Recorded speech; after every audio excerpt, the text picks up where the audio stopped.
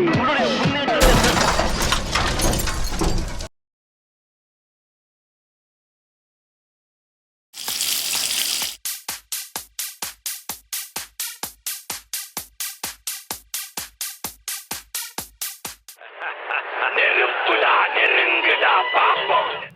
மச்சி ரெடி ஆகிட்டேன். 10 நிமிஷம் கிளம்பிடுவேன். வீட்டுக்கு தெரியாம தான்டா வரேன்.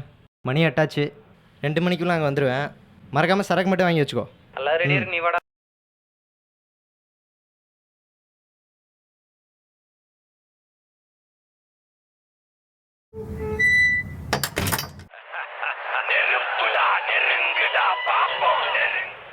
சொல்லுங்கப்பா. என்ன ஷா, கிளம்பிட்டியா? ஹைவேஸில் போகிறப்ப பார்த்து நிதானமாக போ. சரிங்கப்பா. பாய் பாய்.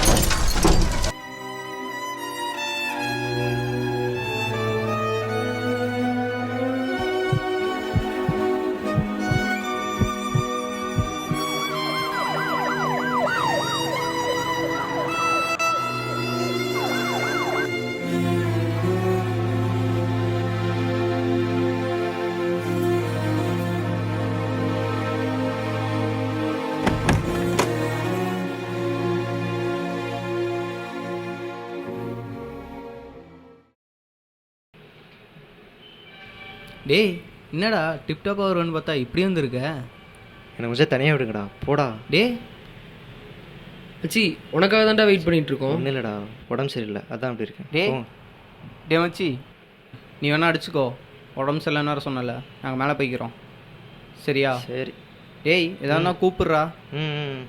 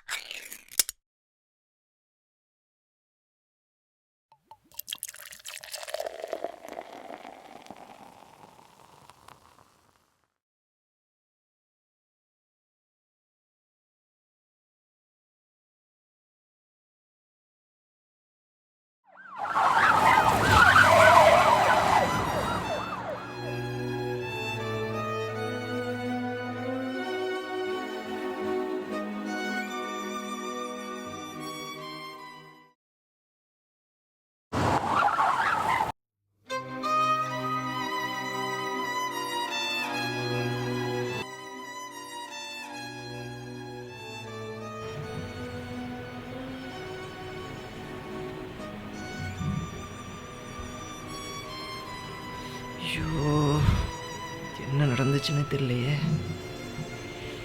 என்ன இருக்கும்? எதுக்கு நம்ம அங்கே போய் பார்க்கலாமா?